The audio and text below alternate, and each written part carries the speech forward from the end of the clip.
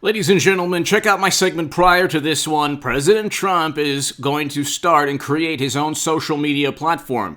That is good. It's fantastic and it's brilliant, but it's also a potential pitfall. And there are a great many things that he has to worry about. There are obstacles that he has to overcome. There's a great amount of potential in terms of what he can do. And there are also some negatives that President Trump must not repeat pertaining to his social media presence. Check out my segment prior to this one. CNN, NBC News, Fox News. They're all talking about President Trump starting a social media company essentially to compete with Twitter. And this is... Okay, here are the positives. Okay, so hit subscribe to this channel. Tell your friends about this channel. We're back on our way. It fluctuates from 180 to 182. And it's difficult to be a content creator presenting a viewpoint that's favorable of President Trump. But I've managed to do so and be very successful at it because of you. So to my viewers, I thank you all for your support. You're all wonderful. And to my new Patreons, thank you. The best thing you could do is go to my website. You could read my articles in the Federalist, the Huffington Post, the Daily Caller, the Jerusalem Post, Salon, the Roanoke Times. You could see my debates. But the best thing you could do aside from that, even more important than that, is to share this segment. If you do want to support my voice long term, my Patreon is below. Thank you so very much for your support. I am not on social media. I deleted my Twitter account close to 3 years ago now. I deleted my Facebook account. Some people say YouTube is social media. Not really. This is the difference between a VHS player in the 80s and what you're doing right now is you're watching a video on your phone or on your TV or on your laptop or on your computer. There's not much of a difference between popping in a VHS and seeing... H.A. Goodman or anyone that you're watching and watching YouTube. But anyway, that's a whole other story. Message board social media platforms that are based on message boards, like, for example, the absurd and nonsensical, irrational message board I warned everybody about, the whole Q nonsense. 3 years back, about late 2018, I told everyone, do not listen to it. It is a bunch of nonsense. These platforms are open to a great deal of manipulation and deception. You have no clue who's on the other end of the message, or you have no clue who's writing the messages to you. So Twitter, for example, is a message board based platform. So is Reddit. So is Facebook. These are glorified message boards where you can either share photos. It's basically like another type of email, but you just get messages, within the split second. So you are being connected with people you don't know throughout the world. Oftentimes on Twitter, you're being connected, or you're conversing, or you're debating, or you're arguing, or you're getting insulted and demeaned by people who hide behind fake and phony profiles. You want to make sure when President Trump starts, and President Trump wants to make sure when he starts an alternative to Twitter, that fake and phony profiles don't ruin the platform like they've ruined Twitter. You want to make sure also that it doesn't give fuel, and I explain this, and I'll keep on doing these segments because it's so important. Democrats generally don't have a great deal of energy and passion or enthusiasm. The Democratic Party is the party of incremental change. That doesn't get people going. They have every single possible advantage. All of social media, Stephen Colbert, Trevor Noah, John Oliver, Jimmy Kimmel, Jimmy Fallon, James Corden, who else? Then there's probably Saturday Night Live. And they have MSNBC, CNN. I mean, the main networks are pretty much they pretty much parrot the same things that the Democratic Party wants you to hear. Trump worked with Russia, which he didn't. Mueller found nothing. And they say, well, they had improper contacts. Nobody was indicted on improper contacts. They were indicted on process crimes because they couldn't find anything, just like they can't find anything with Trump's taxes. I do a segment every day. It's now 23 days. Tomorrow will be 24 days. They've found nothing. They obtained Trump's taxes 24 days ago, February 25th, 23 days ago. They still have nothing. But you have the New York Times, the Washington Post, the Atlantic, the New Yorker, New York Magazine, BuzzFeed, the Daily Beast, Mother Jones, Esquire, Vanity Fair, The Nation, the Time Magazine. I just named 12 publications. They all say the same things. Trump worked with Russia. He's not to be trusted. His words, compel people to do bad things. Notice how Democrats never blame the person committing the atrocity. It's never the person. It's either the implement, what he utilized, so that's their Second Amendment argument, or it's Trump's words, that's their argument against the First Amendment, and so it's everything else except the person who commits evil. Everything else, there's no such thing like criminal justice now is not even a subject to study. It's not a topic to do research on. It's just Trump's words. That's it.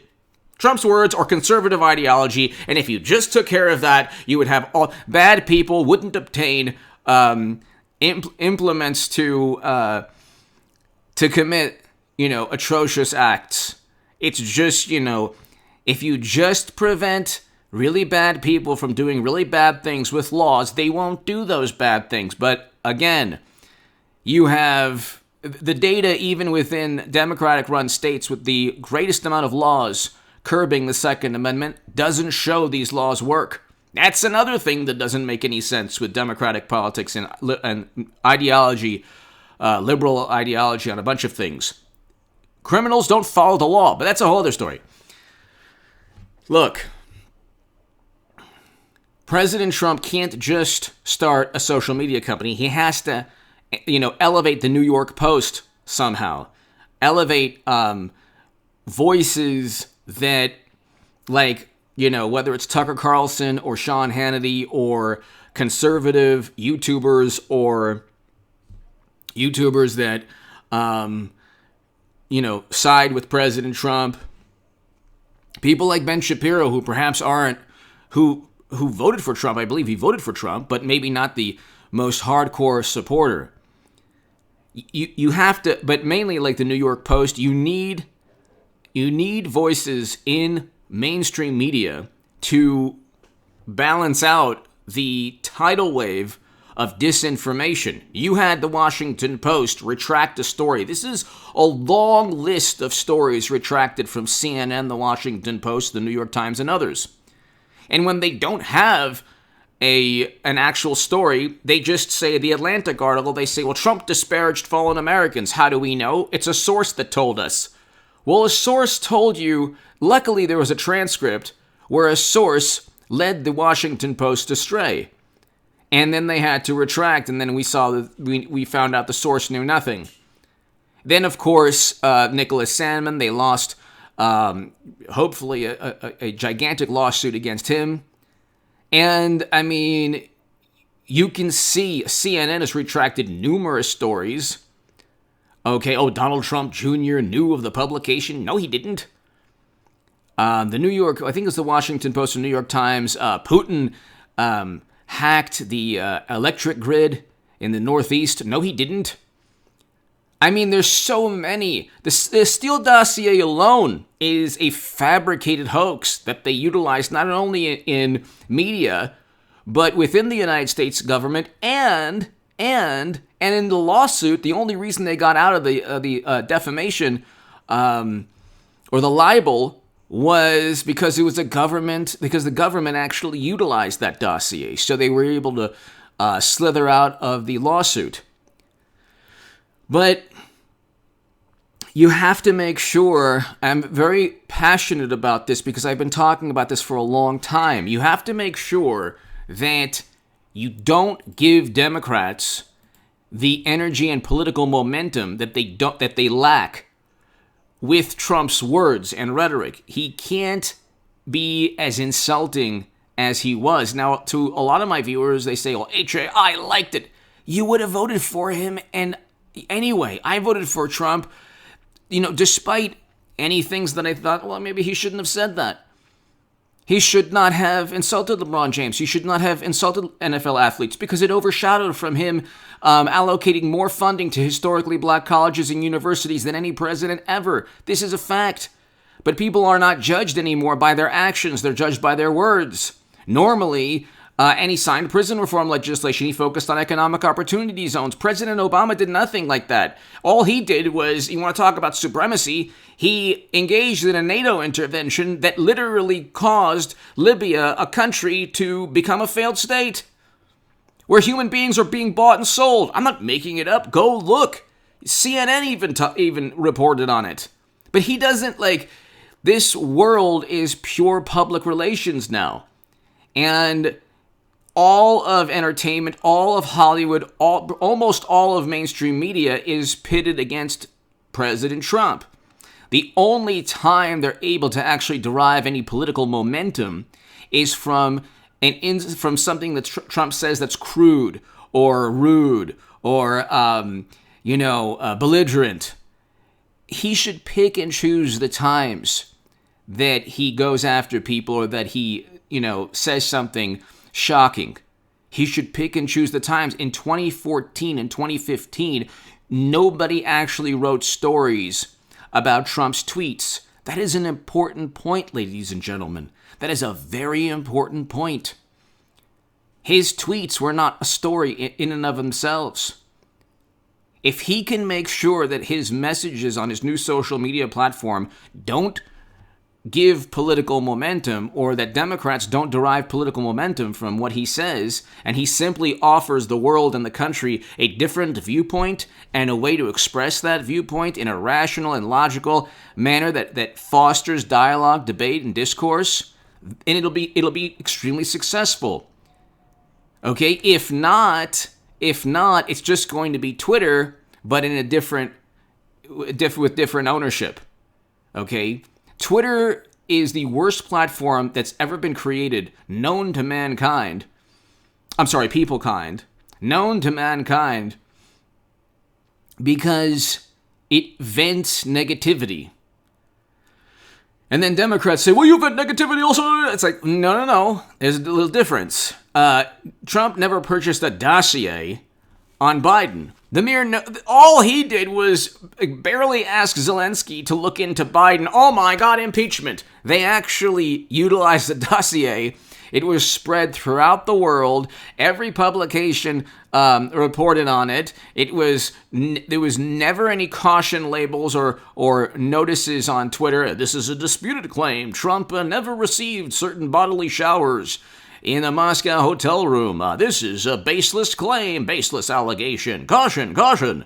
You might believe something that's not true.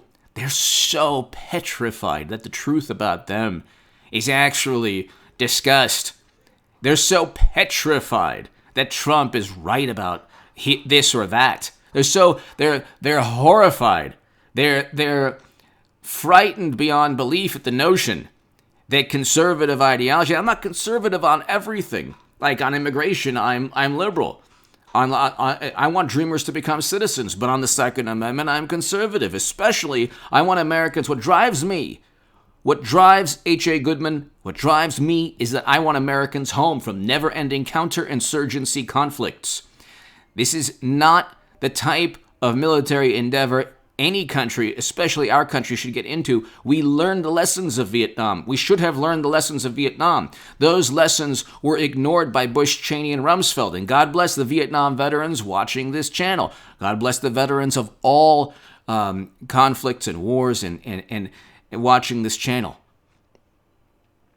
But I wrote in the Roanoke Times, the Jerusalem Post, the Huffington Post, The Hill, President Obama continued Bush's foreign policy. The foreign policy of intervention and regime change is the biggest moral dilemma we face as a country. Not climate change, although climate change is important. Not anything else, although those things are very important as well.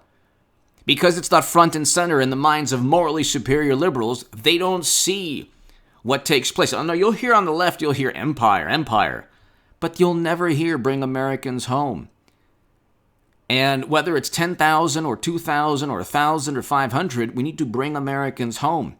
Okay? Reagan was less militant and hawkish than President Obama. Look at, you could look at, I can't even get into it because of two policies we can go into and compare Reagan and President Obama and who sent Americans to more places. And who dropped ordnance in more places. Give me your thoughts below. I'll be back in about an hour and a half. Please be here in about an hour.